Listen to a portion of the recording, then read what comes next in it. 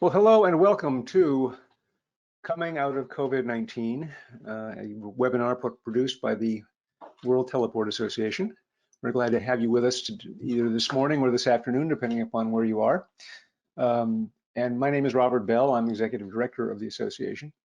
If you're not familiar with us, we are in the business and have been since 1985 of advocating for the commercial interests of teleport operators and also promoting excellence in their operations and their technology and in their business practices. We're here talking about coming out of COVID-19, and that's not coincidental because we published very recently a report on that subject based upon talking to a lot of teleport and satellite operators around the world about how they had adapted to this unique challenge, what they had learned from it, and maybe even what they'd taken away from it that they want to carry forward into the future. We're very grateful to Telstra for sponsoring this report. Telstra, if you don't know them, is a global telecommunications and technology company with a proudly Australian heritage, and it operates in some 20 nations outside of Australia. I didn't know that until we started working with them. And they provide services, of course, to all the broad range that a global telecom company is likely to do. So thank you very much, Telstra. Today's agenda is quite simple. After this brief introduction, I'm going to offer some key insights from that report. We'll then turn to a panel discussion with some people who have actually had to wrestle with the issues we're talking about. The work we do in terms of research and reporting, as well as much else of what we do would not be possible without the support of some very important companies. We call them the industry leaders. They are Eutelsat, Intelsat, Kratos, Liquid Telecom, which is now Liquid Technologies, and SES. So the takeaways from the report, really 4 ideas, and perhaps they'll be familiar to you, but as always in our industry, we have nuances that a lot of other industries don't. First and foremost, adapting to survive. The teleport operators, the satellite operators that were able to quickly reassess their budgets, quickly reset their business strategies, tended to end up in the black at the end of 2020 and moving into 2021. And many of them executed very skillful pivots from niches that they were used to serving into broader enterprise or even consumer markets to make that happen. Adaptation is one thing. Adapting fast and efficiently and creatively turned out to be a huge competitive advantage in this, because the pandemic came down like a house of cards right on top of us. And so it was a matter of getting a lot of people set up in your company to do things they've never done before, as well as figuring out how you're going to connect with your customers and how you're going to potentially find some new customers during this period. And it all had to be done in incredibly short time. I remember reading an analysis somewhere where an IT executive estimated that changes in the use of collaboration tools, he said, normally it would take about 10 years for us to implement them. We got them done in 2 weeks because we had no choice. And I think that was in some ways, a great benefit for us, as well as a huge challenge. Making the most of screen time. Yes, we may not necessarily love it, but there it is. It's a very, very useful tool, and companies uniformly transitioned to the use of video and other kinds of collaboration tools to tie this team together, and it ain't going away. It ain't going away, they tell us. And finally, the biggest challenge of all, probably selling without a handshake, selling without a drink in your hand, selling without dinner, selling without any of the tools that we normally use to find new customers, gradually to build a relationship with them, and ultimately walk away with a sale. And so there was a lot of creativity that went into how customers did that, much of which I think will again carry forward. And it ranges from obviously the classic, referrals and working your existing network, all the way up to finding, seizing new opportunities that came your way that you might not have seized previously. So that's a lot of generality. We're going to drill into some much more specific discussions in just a moment. Our panelists are Tara Christic, who is the head of wholesale U.S. federal and satellite sales at Telstra, and has been in this business for quite a while and seen quite a few things, and Will Mudge, VP of Engineering and Operations at Speedcast, one of the largest teleport operators in the world. So welcome, Tara. Welcome, Will. Thanks, Robert. Great.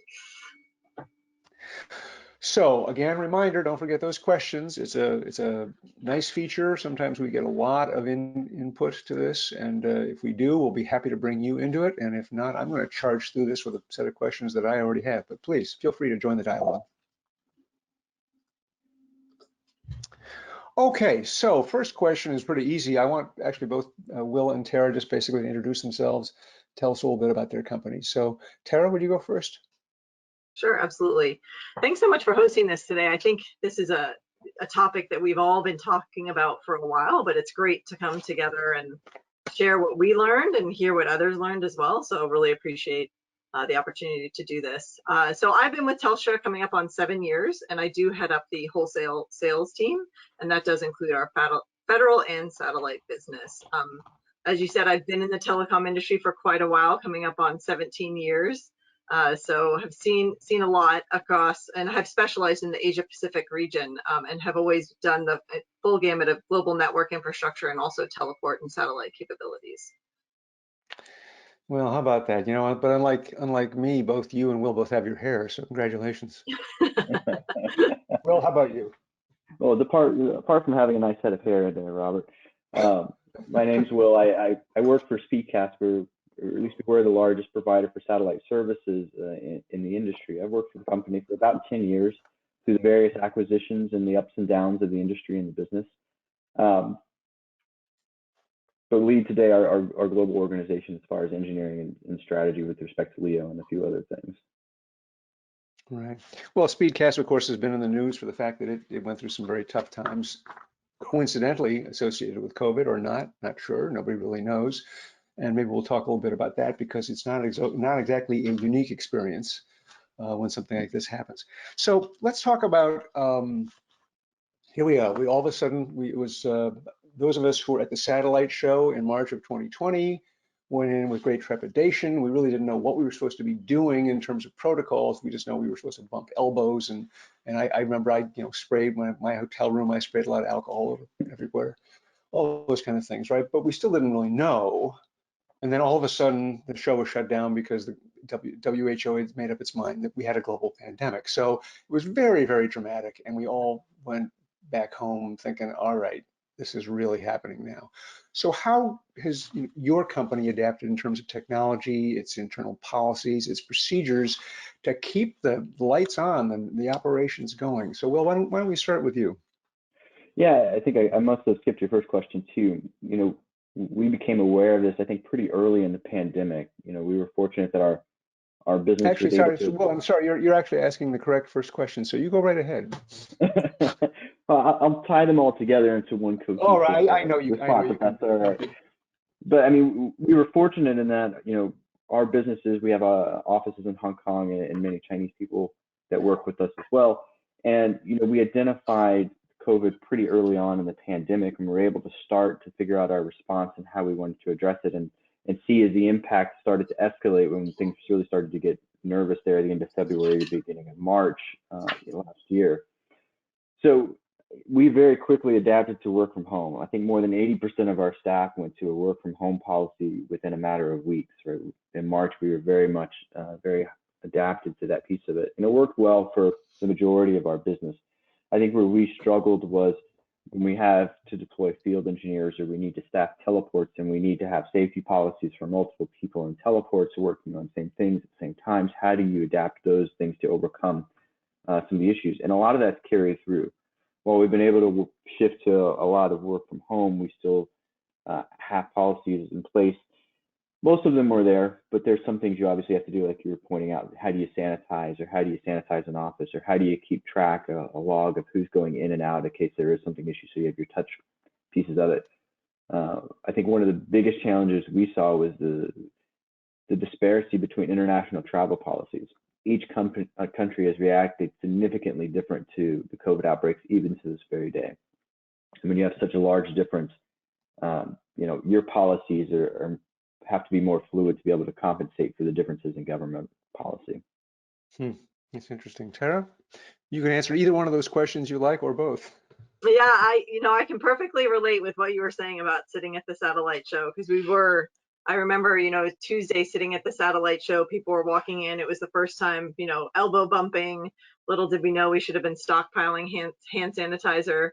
So I was right there with you with the realization. And my realization, I remember going home that day when we found out it was shut down.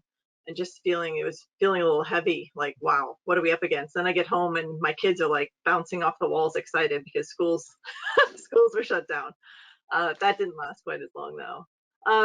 We did, as far as when we saw that, there were a couple different inflection points for us where we saw it at a network level. We saw data demands that spike significantly fairly quickly, right? Businesses realize, okay, we're going to have to use video for work, for play, education. And so large scale SaaS adoption went up. So we saw a huge uptick in business kind of across the board on the wholesale side and on the enterprise direct side. And then on the downside, we did see some of our customers, especially in the satellite business, file for bankruptcy as a result of COVID and the business downturn with the airlines and the effect of the downturn in travel and maritime with the cruise ships. So there were harsh realities. There were the highs and there were the lows for sure. And then as far as how our company has adopted, similar to what Will said, we have operations. Our international headquarters is in Hong Kong.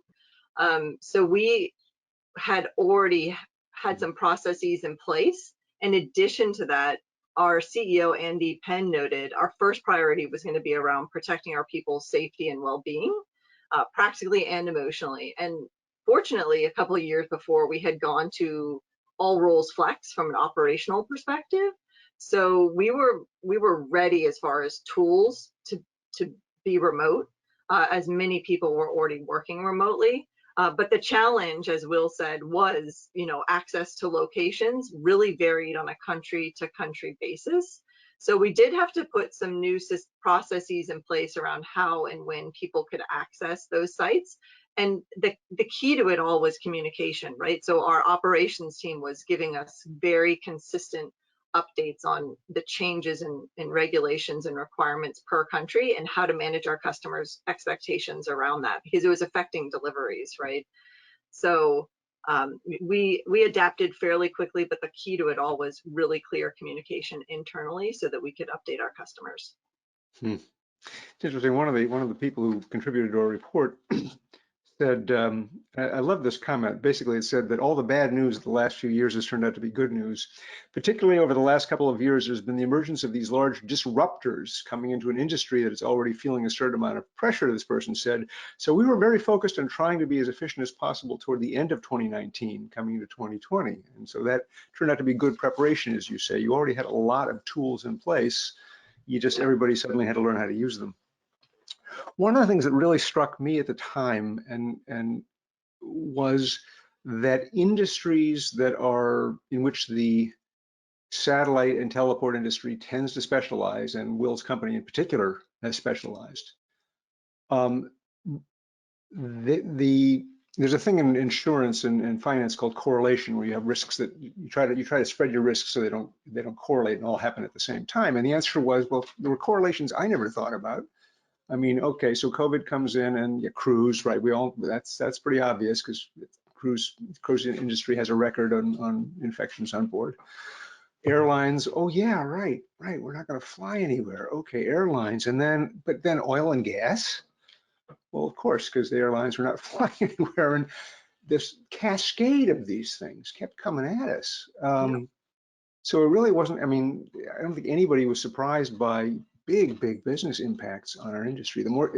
Ironically, the more specialized you were, in multiple verticals, that used to be a great business strategy and still is. But at this moment in time, it turned out to be one of huge vulnerability for the industry.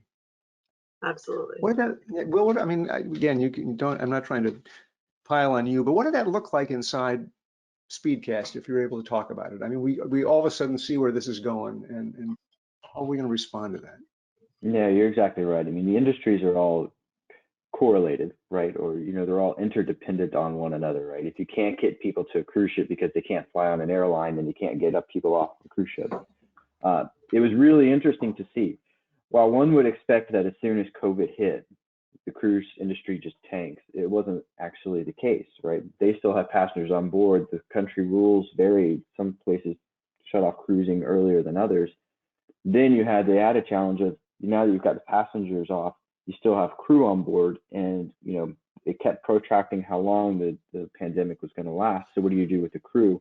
and they ended up starting to take crew home. So our challenge has shifted from accommodating a planned itinerary to accommodating an unknown itinerary of, very desperate need in some cases to be able to make through these things. So we didn't actually see a decrease in data usage or work for many months afterwards, right?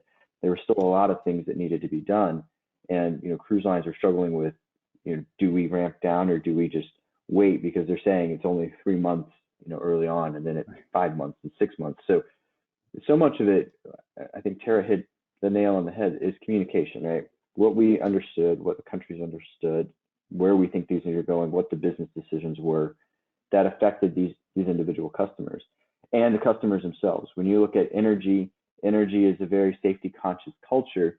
You're going to see these quarantine periods, the COVID tests coming out. There was a lot more stipulation around how to put these things in place, where crews, instituted a lot of those things as they went along. So it was really interesting to see how they all tie together and were interdependent on their industries, to your point, as well as how it affected each of them. It was very unique in each case for each industry. Gave me a little, heart palpitations, but otherwise okay. The other thing, the other correlation, and again, I guess just dumb, but I never thought about broadcast getting hit by this. You figure, well, we're all going to stay home and watch television. Yeah, but there's no sports. Yeah, And that was a that big was one the for one. us too. Yeah, Yeah. right. Yeah. That's what I was going to say, Tara. I would think it would be a big one for you because you carry a lot of it. Yep. Yeah. We have a whole broadcast division, and yeah, there was a lot of success in the past year and a lot of momentum going into all those sporting events, and that just kind of Yeah, yeah. we're seeing the pickup though, so that's good. Well, that was another comment that came out of this report, which was interesting, and that is that, a lot of the executives we spoke to said that, as it moved into summer and we got past the period of predicting that it was going to be over soon, they nonetheless saw, a gradual emergence of business coming back in because, their customers had kind of figured out now, okay, here's what we're going to do with this. In fact, I think that's kind of one of the hardest parts for all of us, was that for 2 or 3 months, everybody just was in shock, staring at the headlights coming at them and not really sure what the heck to do. As much as we pride ourselves on being effective, nonetheless, when Well, and something just big like thinking this it was going to happens, be over any day, right? I think we all just kept thinking, any oh, day now, any day now, any day now. Well, okay. uh, Okay, so nonetheless, we didn't spend that much time staring into the headlights because there was work to be done and customers to service, as Will said, including in unexpected places, right? I mean, we all think about the oil and gas industry shutting down, but in point of fact, you don't just shut down a major oil well. You keep pumping, even if you sometimes have trouble figuring out what you're going to do with the oil. So, let's talk about some of the specific ways in which your companies adapted in terms of technology. In terms of innovation. Basically, you have to invent new stuff that you didn't have before. So we've talked about you had the tools, but the question is, what are you going to do with them? So Tara, can you maybe tell us some stories about that from inside Telstra?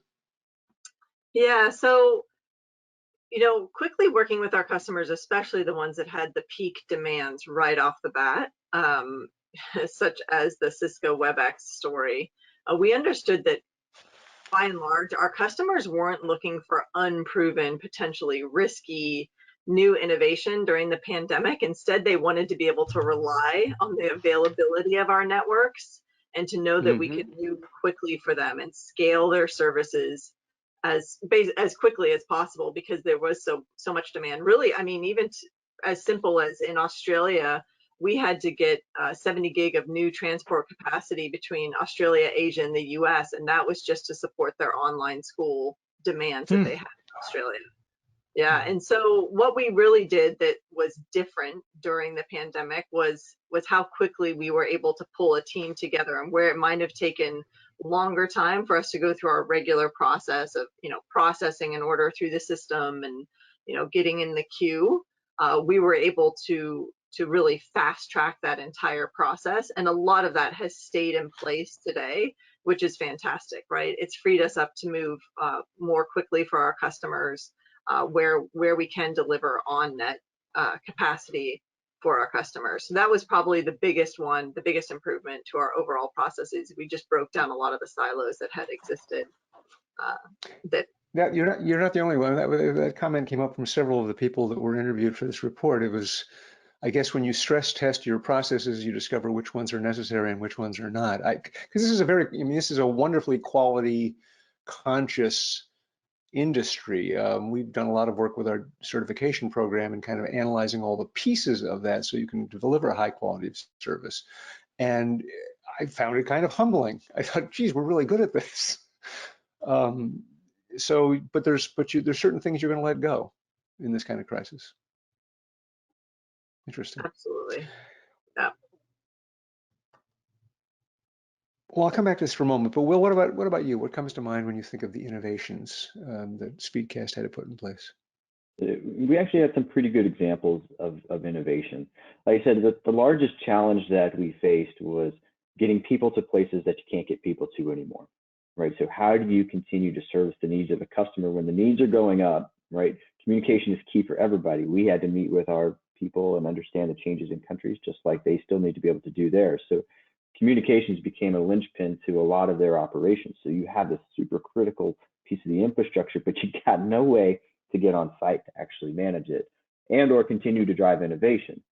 So what we ended up doing was working with our customers to help educate their staff in how to maintenance their local facilities or help us to continue to deploy new technologies to them. We ended up creating YouTube videos and training modules that our customers could take so that we could help them walk through how to maintenance their own systems. So when we couldn't get a tech on board, we could get their antennas back up and running, or we could deploy new technology out to them and increase their bandwidth or their capacity. So helping them be a part of their applications and use the people that are on site and reduce the risk by sending yet another person to a quarantined ship, for example, turned out to be really, really useful. And it was good because it helped educate our customers on some of the things that we do as compared to just, the black hole and, just call the guys, they'll show up, they'll take care of it. Now they understand kind of what we do, as well as, helping to continue that development process, and they're bought into, they're engaged, and hey, we just did this great upgrade. I was there with the guys, we saw it. They get much more engaged and enthusiastic about it as you bring these things out. So it was really interesting and helped improve our customer relationships in a time when, it could have gone the other way. Oh, we can't get to your site, right? We can't fix your antenna, your service is down. We'll just cancel your service. We didn't want to go that direction. So I think it fostered more teamwork beyond just our team, right? It fostered a global set of teamwork of how do we get through this together. Interesting. I remember seeing actually a news story, an announcement that you put out that this was, in addition to everything else that was going on for you, that you were doing a major upgrade. You were bringing, you standardized on, I guess, on dialogue, on new tech dialogue. That's exactly right. There you were. we were in the process as the pandemic began of deploying new tech dialogue to many teleports. I think we were about 5 or 6 teleports into a 16 teleport deployment. Wow. And we've grown that network over 6 gigabits of capacity and deployed almost 577 links to date on it. And many of that is with the help of our customers from being able to have them load the modem into the rack and unplug the old modem and plug the new modem in and make sure that we can get the system online. So, a lot of credit goes to them for working with us as we go through these things. But bringing new technology like that, the technology cycles don't slow because you have, an issue, right? You got to find ways to work through them even in challenging times. Yeah. Whenever these moments come, and life is very good at handing them out, you always wonder, why didn't I see this opportunity before? Right? It was right there. It saves time, money, makes happy customers and better customer relationships. Was there something I was missing? What about the knock? The knock came up a lot because our traditional method is we send people into a very, very expensive room to use very, very sophisticated tools, and suddenly, geez, do we? So we heard various different stories about how companies dealt with that. Tara, are you sufficiently up on that to be able to address? Because for you, your knocks are kind of enormous. Yeah, my colleague that runs service management would probably be shamed by my brief explanation of that. But I will say that we did have a really secure processes in place to get people to the NOC, but we did continue to staff our NOCs just with a lot of security and safety in mind around bringing the people into the NOCs. And we also did spin up some cloud-based like NOC support people that were able to work from home and still support and dial in to assist at the NOC as well. So it was a little bit of both so that we were able to maintain the operations of the NOC. Yeah, well, there was one executive who was actually on our board I was talking to about this. He's in the broadcast side of the industry and talked about that they never thought they could do it, but they actually were able to get most of their NOC operators working from home on very powerful laptops. They had to buy new equipment for them, but they said it was kind of stunning to them that this was even possible. Yeah. Well, how about over at Speedcast? It is the same, right? So early on in the pandemic, you know, you're looking at policies about who can go in, limiting the total number of people in to keep their risk down, and sanitizing, and 6 feet desk distance, and all those things that we thought were helpful. But at the end of the day, we ended up virtualizing our CSCs, which is great. Our customer service centers are NOCs. We use another different term, but we found, you can take a phone call of a customer coming in from anywhere. It doesn't have to be from a specific room. And then to answer that phone call, as long as you can get into the systems and work, you can respond to that call virtually as well. So what's the requirement to actually be sitting in a physical room side by side to somebody else? I like to say, if you question the norms a bit, you can kind of step outside of the box and find some new things. And creating a virtual queue NOC and CSC has really been an interesting step for us, and I think it's done pretty well. It's very, very interesting. One of the things that comes up as soon as you talk about this is you're suddenly in a world of cybersecurity you've never been in before. What are you able to, well, first of all, nobody can talk about cybersecurity, so I understand. So that's the caveat to begin with. But given the fact that you can't talk about it, is there anything you can tell us about, the need to adapt in that area as well for this kind of operation? I think it's actually a very open topic, right? I think it's something we should talk about more, and something we can talk about. So from a cybersecurity perspective, how do you keep your customers safe? How do you bring them along the cybersecurity journey with you as you go through some of these things? And as well as technology progresses. I mean, we've always been a secure company in how we operate our networks, but there's always improvements that can be made. So when you switch over to a virtual queue, setting up our segregated network from the internet side of the world, and how we dial in and how we manage it, and the tools that people use to dial in on those things is very important. And getting people to transition over from a way they used to always do things to a new way of doing things, sometimes challenging but necessary to make sure that you maintain it. I think where we struggle, and it was the same way, like we talked about, getting our customers involved in field visits and getting involved in their own destinies. The same goes for cybersecurity. We update our cybersecurity policies. They don't get all of the freedom that they used to have as the world changes and grows.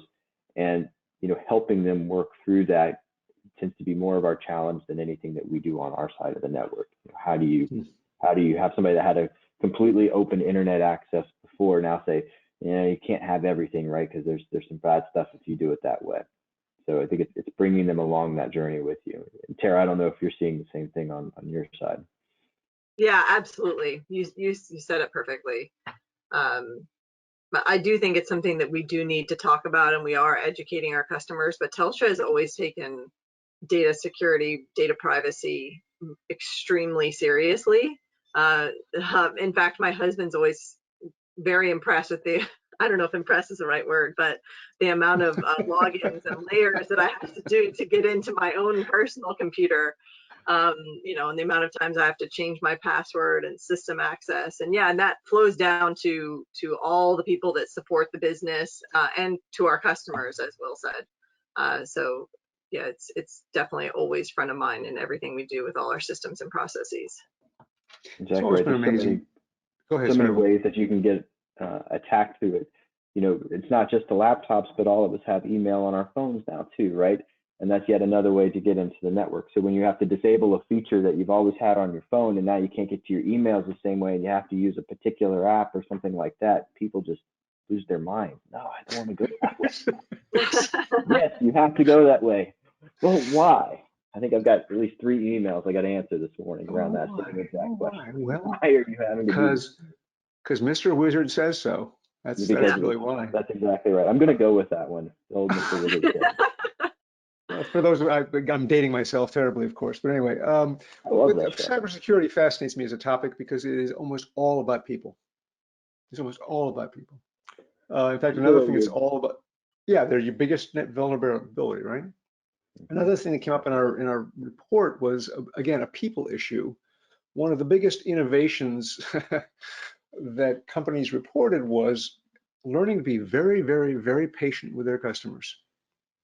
Because now you got customers who are also in trouble and they're talking to you about changing their services or, and every single person who addressed this in our study said, it was very difficult for us, obviously, to wait to get paid, to do all, while we're suffering. But universally, they said the outcome of that for us has been a much better customer relationship. Our customers really appreciated it. Have you seen that as well?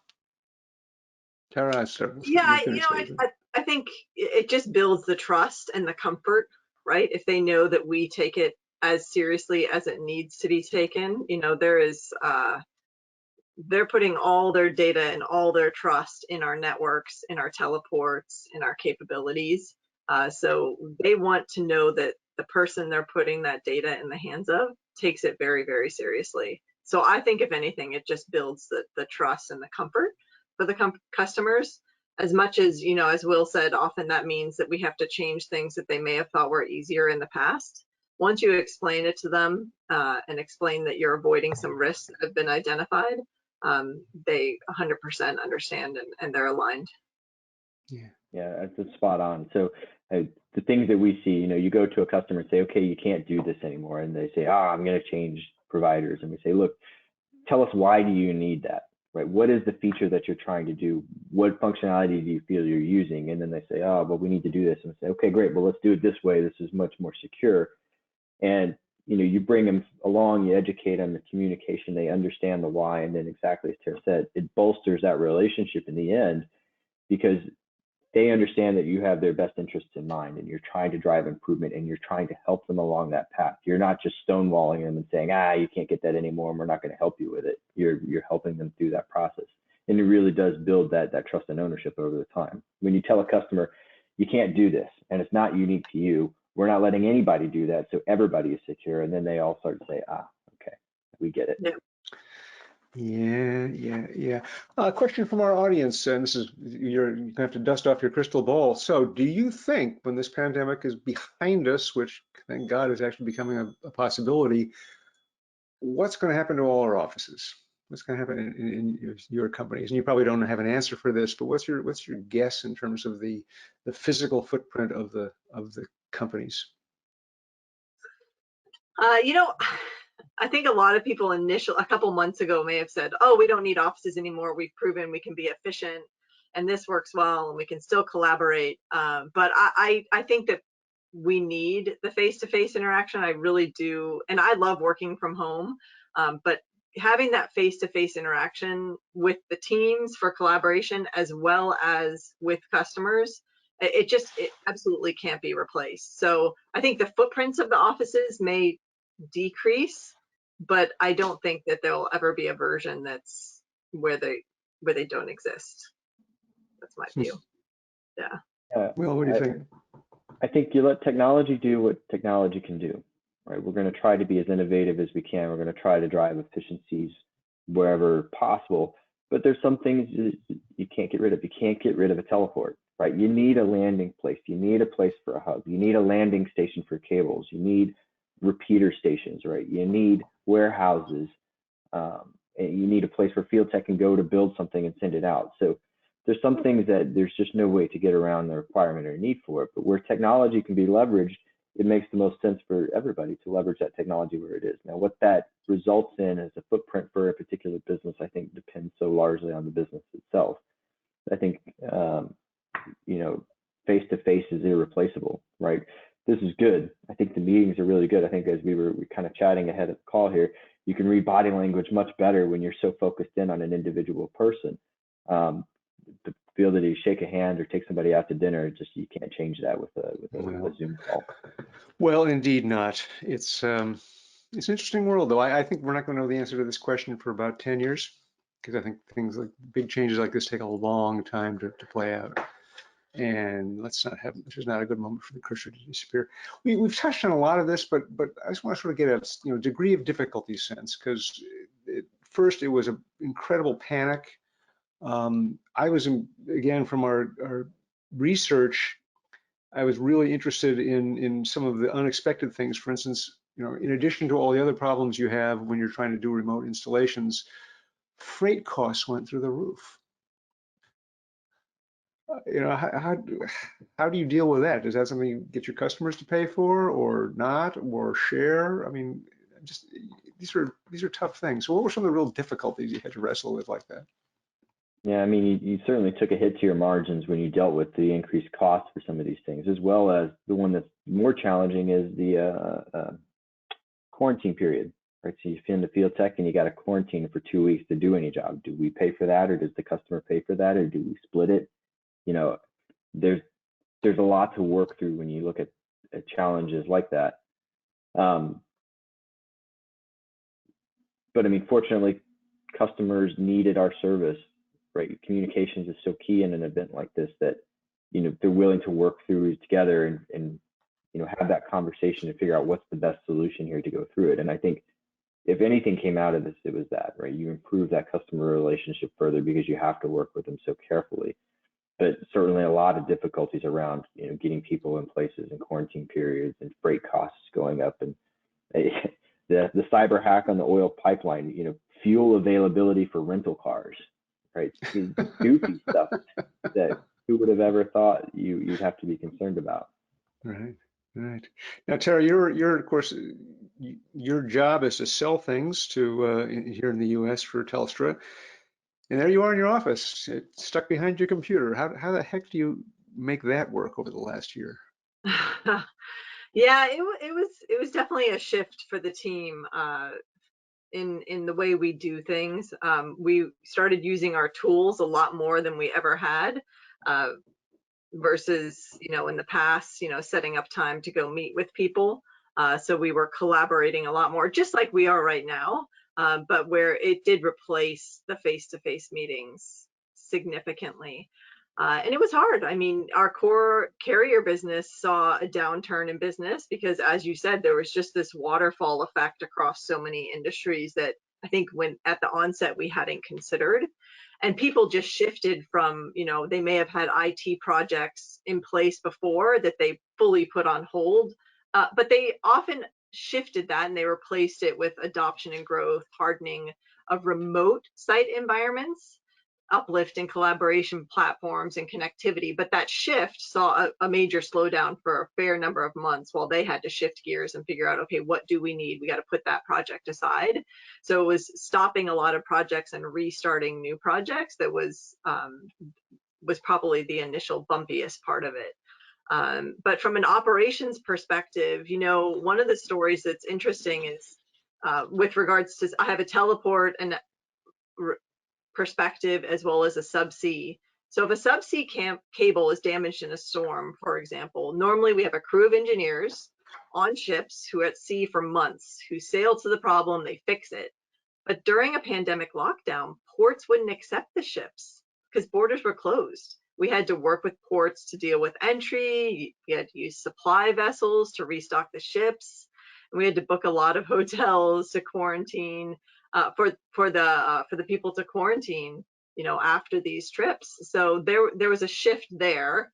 And then as far as our teleport operations, we had adapted fairly smoothly there. For example, in Papua New Guinea, we have about 30 very, very remote mining sites. And we already did have in place remote monitoring tools and alarm tools in our day-to-day processes. So that meant we were able to ensure that the COVID safety was the main focus of that shift for the workforce and the partners that we had that needed to go out and maintain those sites. Because of course we did still have employees in the teleport facilities as we spoke about earlier. It's a huge set of of issues. Okay, so out of every dark moment, there's also things that work that you think are interesting that were unexpected to you. One of the more unexpected things that I came across in our research was that there is a generational difference in the adoption of the kind of collaboration tools we're talking about. And the leaders of companies tend to be older, and therefore they tend to be less likely to be adopters of these things. And that kind of went out the window. Did you, Terry, you're nodding your head. What was your experience with that? Yeah, no, it's interesting. I was actually on a diversity and inclusion panel last week, and we talked about how this is the first time in history we actually have 5 generations in the workforce right now. And one of the key differences about the generations is really how they prefer to communicate. So this is a big one. But I do think that, look, COVID-19 did refocus business leaders on what was important, especially when it came to the connectivity. And so the adoption, I think you had a statistic earlier about how quickly people adopted those tools because there was really no other alternative, right? So I think there's a lot of positive from that. So now everyone's on the same page and has embraced the tools and is enjoying them and is comfortable with them, right? Because, whereas bumpy in the beginning, everyone knows, whether it's WebEx, whether it's GoToMeeting, whether it's Teams, everyone's got everything ready to go. But the other shift that we saw that I think was an upside, at least from a network perspective, is that customers really started to realize that SD-WAN is going to change the industry. The big thing that they wanted was to be able to scale their networks quickly, right? And right now, SD-WAN adoption is only at about 3% across the industry. So customers are now realizing, hey, if I had SD-WAN really rolled out and deployed, I would have had a lot more control over turning up functionality across my network. And SD-WAN goes up into satellite capabilities as well now. So they would have just had so much more ability for, fungible capacity and to be able to move things around themselves. So I do think that'll be a tipping point where this past year will be a tipping point where we probably see a lot more SD-WAN adoption in the upcoming year because of what people have learned and realized about that. So we're gonna go from why exactly do I need this to, oh my God, my people are telling me we have to have this. I mean, I know Absolutely. you personally, Will, and Speedcast, I know, do a lot of work in SD-WAN as well. Have you seen the same trend?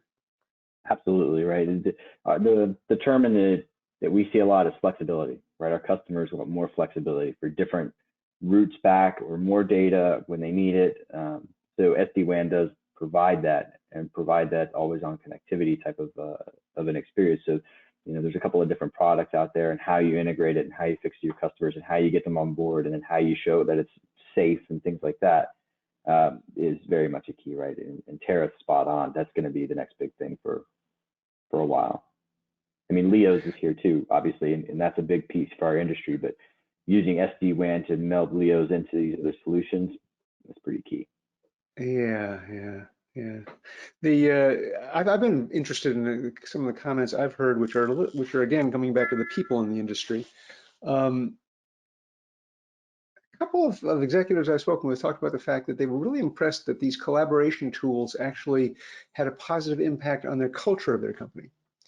And one in particular said, it just basically blew up the artificial distinction we create between the business leaders and the folks who got to actually get the stuff done, whether it's remote installs or in the NOC or whatever it might be. And that it changed, and then of course this is particularly of value to those folks who don't necessarily feel their talents are sufficiently appreciated. But now, they got the same access to the boss as everybody else. And beyond that, this person also went in to say that also it imposes this discipline that we never had before. People show up to meetings and they're actually prepared. I thought, wow, okay. We got to somehow hang on to that, don't we?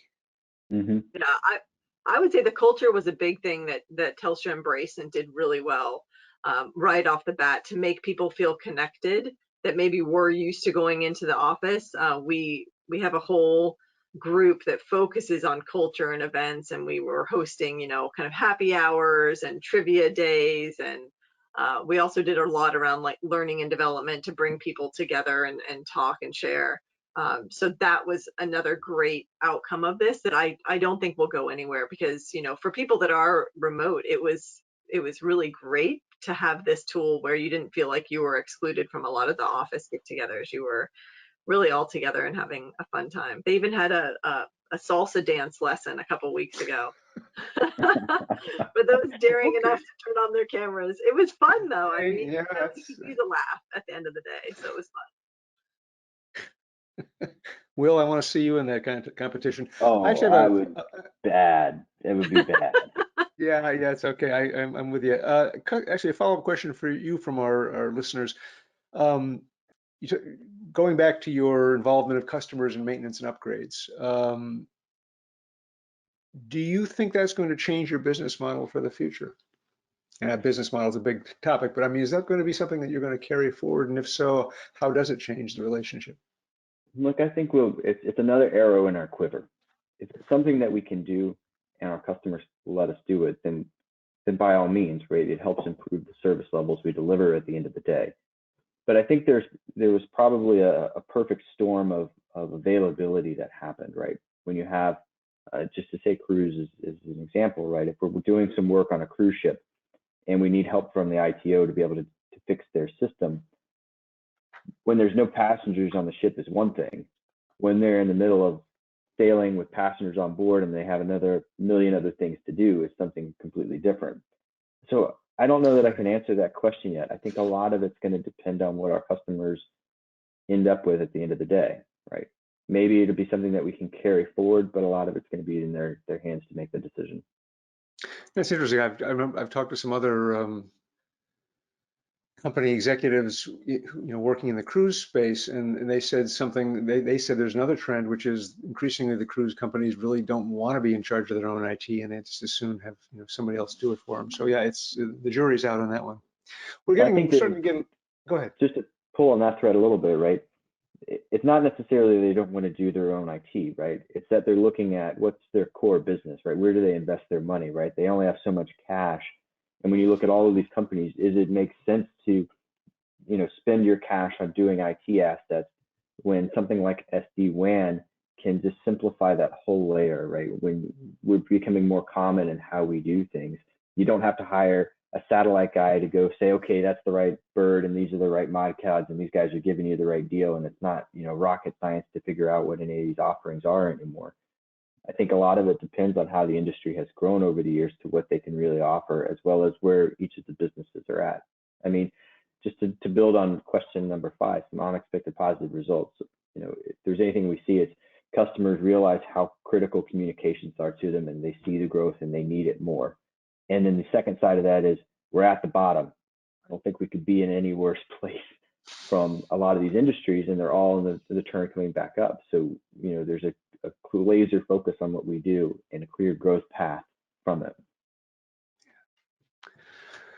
Yeah, well, actually, that's sort of you've already touched on our last question, which has to do with that, again, the crystal ball. What are we going to keep? What are we going to not keep? We've talked about a number of these already, but one of the things we haven't talked about is the classic question everybody's got, which is, are we going to go to these massive trade shows anymore? I know I've got hotel reservations in a whole bunch of cities that I'm probably going to just gradually be, closing down as we get closer to those events and they say no. What's Tara, since you're particularly in sales, what do you think is going to happen in that area? I think in talking to our customers and even internally with my team, there's more interest in going than I actually thought there would be. So I don't think they're gone. I think at least for the next year, they may be smaller. Maybe we'll be looking at like 60, 65% of what we used to see. But my guess is within the next couple of years, we see them, ticking back up to where they were before. Yeah, I tend to agree with you. It's just going to be fascinating because, we've gone on doing things the same way for so long, and this is, shall we say, a major event in our lives. And it's very unclear to me what's going to happen as a result. Right, that was that one. Sorry, I'm just checking my notes here. The other thing, and Will, you already opened this up, but I think it's something that we should all take away, which is that there's going to Satellite communications in particular, but all form of communications, have been shown to be something that are not just a nice to have, it's critical. It's absolutely critical. A couple of the people that we interviewed were saying they think there's going to be more primary services delivered over satellite, just from a diversity standpoint, to have as many, arrows as you can in your quiver. Do you see that going forward, Will? I think the expectation for availability has increased. Now, what you use to gain that availability, whether it's satellite or whether it's 5G or, fiber optics, I think that's yet to be seen. And I think that depends largely on customers, what's available to them to provide that type of connectivity. When you look at something like Starlink coming online, that can make a lot of sense to be able to have a fiber link and then a Starlink connection and an SD-WAN box to control where things go. But ultimately, so much depends on the end customer, what they need, where their uses are, where they're at, what's available to them. But the fundamental is that availability requirements going up, right? They need more, they need it more consistently.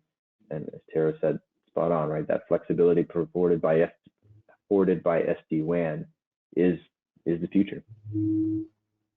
Tara, what about you? What do you think we're going to hang on to in addition to, if anything else, in addition to the things that we've talked about so far? Definitely, I think through this, there's been a refocus on supporting the people internally and then really nurturing a customer first culture. I mean, end of the day, if our people are happy and our customers are happy, like you've got a really great organization, right?